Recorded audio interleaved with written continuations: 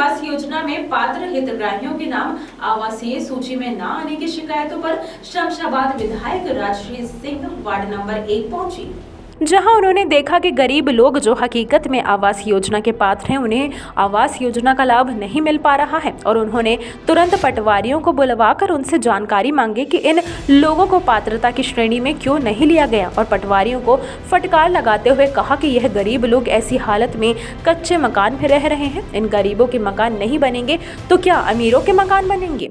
वहाँ रह रहे कच्चे मकानों में गरीबों की हालत देखकर उनकी व्यथा सुनकर विधायक राजश्री सिंह की आंखें छलक पड़ी और उन्होंने लोगों से कहा कि आप लोग चिंता ना करें, इसके लिए मुझे कुछ भी करना पड़े, आप लोगों को राहत ज़रूर मिलेगी, आप लोगों की कुटीर ज़रूर बनेगी।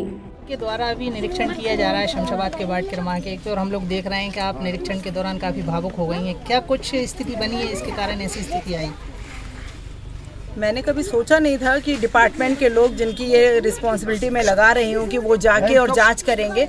मुझे लग रहा था कि हर एक घर की जांच होगी और कम से कम ये इतनी मानवता तो रखेंगे कि इसमें इफ बट का काम नहीं रहेगा, चूँकि ये ज़मीन उनके द्वारा कहे अनुसार, पटवारी के कहे अनुसार ये मरघट की ज़मीन वो कह रहे हैं, लेकिन यहाँ पर काफ़ी सारी कुटीरें बनी हुई हैं।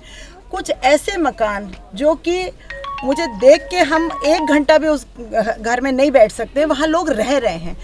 क्या सिर्फ इसीलिए मुझे आज इतना रोना आ रहा है कि ऐसे घर में देख रही हूँ जो कि वास्तविक रूप से प्रधानमंत्री जी जिन लोगों को चाहते थे कि कुटीर मिलना चाहिए, उनका पक्का मकान होना चाहिए, जो सपना उन्होंने देखा था सक्षम भारत का, और ऐसे समय पे मैं इन मकानों को देख रही हूँ तो वाकई मेरा दिल रो रहा है।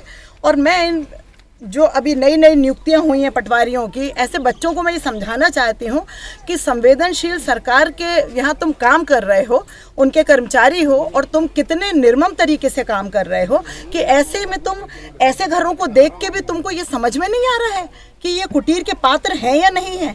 और ऐसे किसी भी जो भी अधिकारी कर्मचारी इसमें कोई भी दखलंदाजी करेगा, मैं किसी को नहीं छोड़ूंगी और कभी नहीं छोड़ूंगी। मैं यहीं रहूंगी जब तक ये सारे नाम उस कुटीर में आ नहीं जाते। कितनी मुश्किलों का सामना कर रहे हैं। ये तो अभी 1 वार्ड को मैंने चेक किया है, ऐसे पूरे शमशाबाद के 15 वार्ड को मैं चेक करूंगी। जो भी मुझे लगता है कि जिसको भी कुटीर की आवश्यकता है, जो पात्र है, उसे कुटीर मिलेगी। आज आपके माध्यम से मैं पूरे शमशाबाद को ये बताना चाहती हूँ कि कुटीर के मामले में कोई धांधली, कैसी भी, कुछ भी बर्दाश्त नहीं करूंगी। अगर कोई भी अधिकारी कर्मचारी इसमें गड़बड़ करेगा तो मैं उसे छोड़ूंगी नहीं।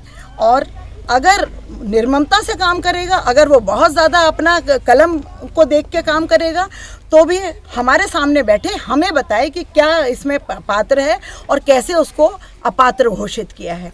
उसको बैठ के हम तय करेंगे, हम बताएंगे कि अगर वो पात्र है, उनका तो कहना है ना प्रधानमंत्री जी का कि जिसके अभी कच्चे मकान आप देख रहे हैं उसको वो कुटीर का पात्र है, तो ऐसे में ये लोग कैसे तय कर सकते हैं। और जहाँ तक नोयत परिवर्तन की बात है, वहाँ बहुत सारे मकान बने हुए हैं, इसलिए वो कभी टूटेंगे नहीं। नोयत परिवर्तन है वो हम आगे देख लेंगे, लेकिन जो भी यहाँ पात्र व्यक्ति है उन सभी को कुटीर मिलेगी। शमशाबाद से अभिषेक जैन की रिपोर्ट।